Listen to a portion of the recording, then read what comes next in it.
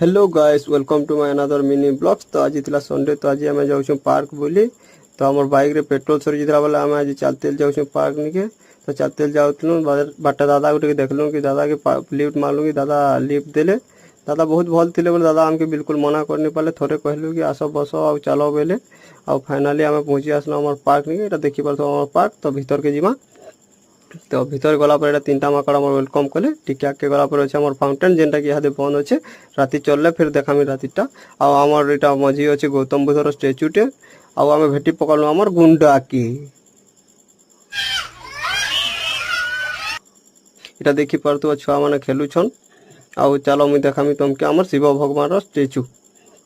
ट्राया देखी बेले clear clear ठीक से टिके दिशुनी थे। अलग केवे गोटे देखामी। चलो तुमके आमर फाउंटेन देखामी मुझे। फाउंटेन निके आसीगले। फाउंटेन देखी पार्थु आमर रातिर व्यू। लाइट जलवा लगी बहुत ब्यूटीफुल।